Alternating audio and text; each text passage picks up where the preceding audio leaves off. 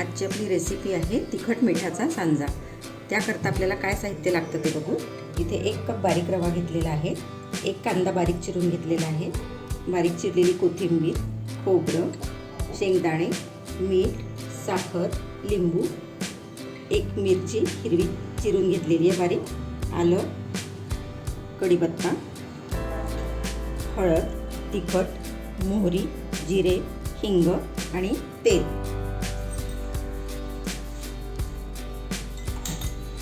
सगळ्यात आधी आपण गॅसवर कढई ठेवली आहे तापायला। आता आपण यामध्ये हा रवा घालून घेऊ। रवा आपल्याला मंद गॅसवर चांगला भाजून घ्यायचा आहे। आपण हा रवा कोरडाच भाजतो आहे।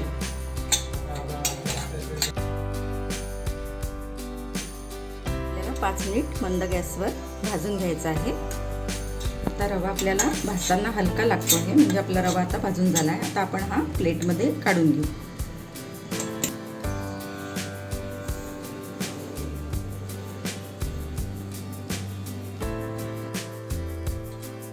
साधारण 3 ते 4 टेबलस्पून तेल आपण घालून घेऊ।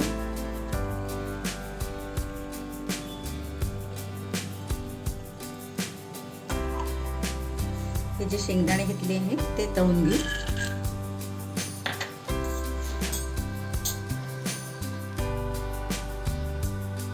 आणि आपले तळून झाले आहे, आपण हे काढून घेऊ।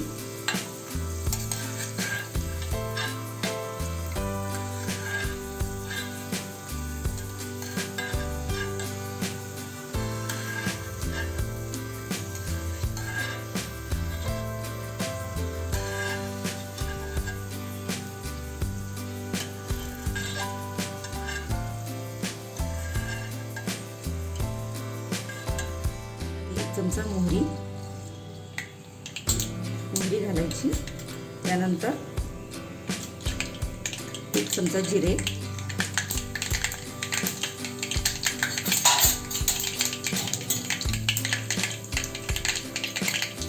हिरवी मिरची, आता यामध्ये आपण कांदा घालून घेऊ।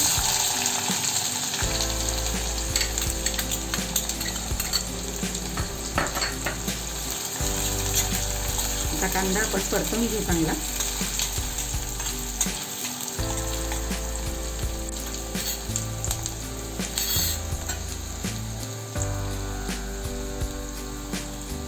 कांदा चांगला परतला गेलेला आहे। आता यामध्ये आपण 10-12 पानं कढीपत्त्याची अशी तोडून घातलेले आहेत। त्याच्यानंतर किसलेलं आलं घालायचं, याने चव उपम्याची सांजेची चांगली येते।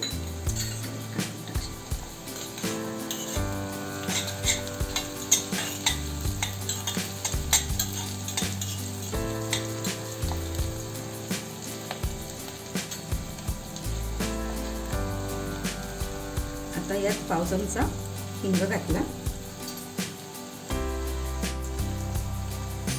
1 छोटा चमचा हळद, थोडंसं तिखट। आता हे पुन्हा चांगलं परतवून घ्यायचं।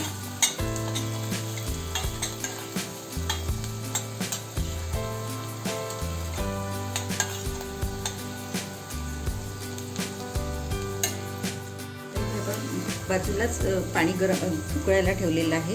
आपण 1 कप रवा घेतलेला आहे, त्याच्यासाठी आपण 3 कप पाणी इथे गरम करायला ठेवलेलं आहे।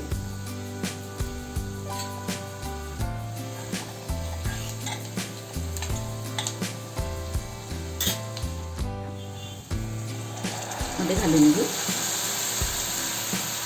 तुम्हाला जर मऊ सांजा आवडत असेल तर पाणी जास्ती घाला, आणि मोकळा आवडत असेल तर थोडंसं कमी घालायचं।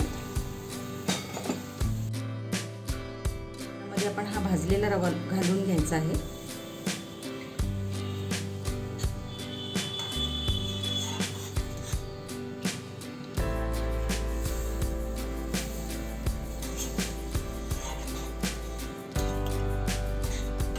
थोडा थोडा करत घालायचा, म्हणजे एकदम गोळा नाही होत।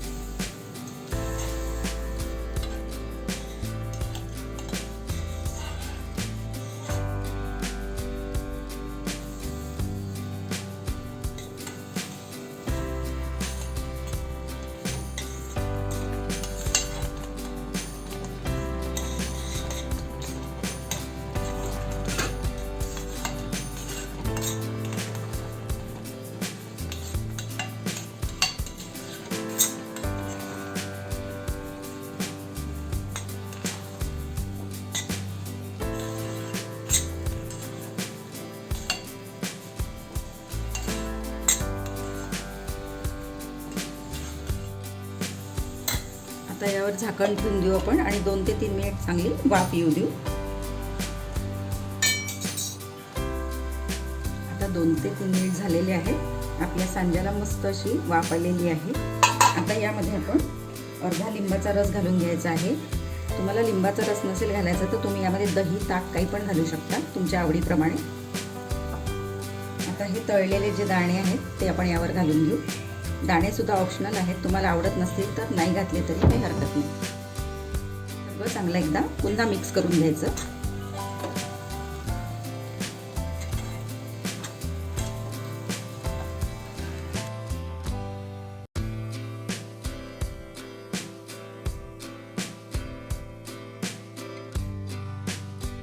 आता तयार आहे. आपण हा प्लेटमध्ये काढून घेऊ.